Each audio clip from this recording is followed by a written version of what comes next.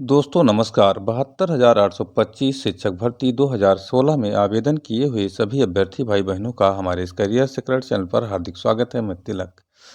आज का वीडियो आप लोगों के लिए बहुत ही महत्वपूर्ण है, क्योंकि 72,825 की सब कैटेगरी 12,091 शिक्षक भर्ती का जो मामला इस समय हाई कोर्ट इलाहाबाद में चल रहा है, इस वीडियो में हम आपको बताएंगे किस बिंदु पर मजबूत है 12,091, 66,655 के पार्ट में, 839 तदर्थ नियुक्ति में या रिक्त 6,000 पदों में।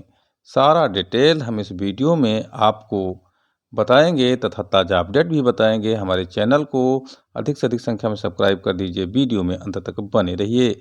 जैसा कि आप जानते हैं, अनुच्छेद 32 के परमादेश के तहत सुप्रीम कोर्ट ने अनुच्छेद 226 के मूल अधिकार के तहत हाई कोर्ट में याचिका के लिए डायरेक्शन दिया था और इस समय मामला हाई कोर्ट में चल रहा है।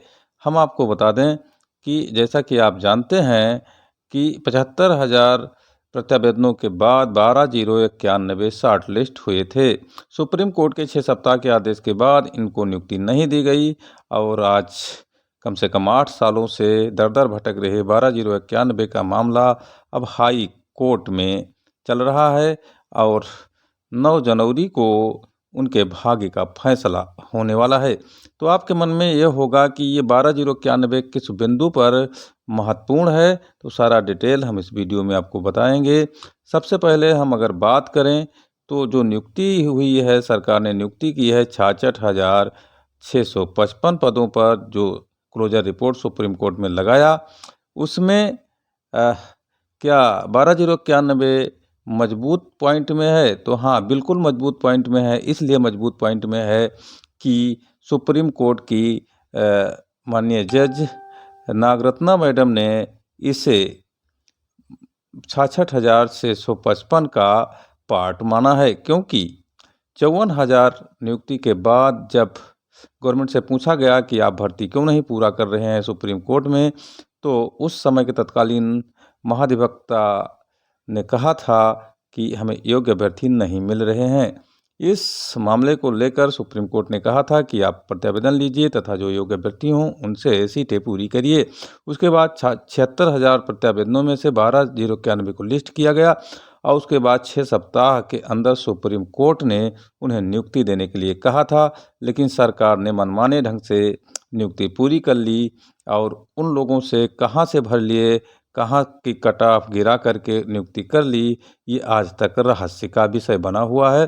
तो अगर इस मुद्दे पर बहस होती है तो निस्संदेह 12,091 का ग्राउंड बहुत ही मजबूत होगा और सुप्रीम कोर्ट ने भी इसे 66,655 का पार्ट माना है। और वास्तव में सुप्रीम कोर्ट के संज्ञान में, सुप्रीम कोर्ट के अंतरिम आदेशों के तहत अगर देखा जाए तो ये 12,091 66,655 का ही पार्ट है। दूसरी बात अगर हम गौर करें तो दूसरा मुद्दा है 839 तदर्थ शिक्षकों का मामला। तो जहाँ तक बात यह है कि यह मुद्दा 12,091 के लिए बहुत ठीक नहीं है। उसका कारण यह है कि सुप्रीम कोर्ट ने 142 का प्रयोग करते हुए और 839 या 1100 कुछ लोगों को यढ़ा के तौर पर नियुक्ति देने के लिए कहा था। तब सरकार ने उसे मान लिया था, सरकारी अधिवक्ता ने मान लिया था और उसके बाद में उन्हें तदर्थ रूप से अवैधानिक नियुक्ति कर दी थी।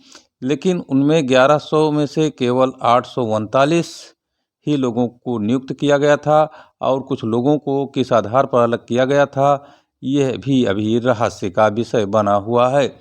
तो 839 जो तदर्थ नियुक्ति की गई है, सुप्रीम कोर्ट के 142 के प्रयोग के बाद की गई है।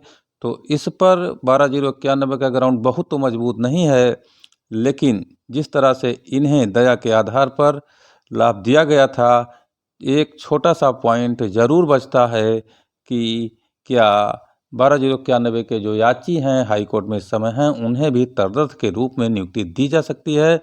तो कहीं ना कहीं अनुच्छेद 226 के तहत कुछ भी हो सकता है। और तीसरी बात अगर हम करें, तीसरा बिंदु जो है कि इस समय जो सीटें रिक्त हैं 6,000 से अधिक, 72,825 सीटों में से, तो उन पर अगर हम दावा करें तो यह भी हल्का सा कमज़ोर पॉइंट है, क्योंकि सुप्रीम कोर्ट ने इन सीटों से कहा था कि नई विज्ञप्ति निकाल करके और नियुक्ति कीजिए। तो अगर इन पदों पर सरकार ने नियुक्तियां निकाली हैं तो ठीक है, अगर नहीं निकाली हैं तो सुप्रीम कोर्ट की वो मानना है। हालांकि सरकार कह रही है कि हमने 68,000 69,000 में इन नियुक्तियों को कर दिया है और उन्हें मर्ज कर दिया है, तो ऐसा नहीं लगता, क्योंकि सरकार के पास कोई साक्ष्य है नहीं। जबकि 1,37,000 शिक्षा मित्रों की जगह पर ही 68,000 और 69,000 की नियुक्ति हुई है।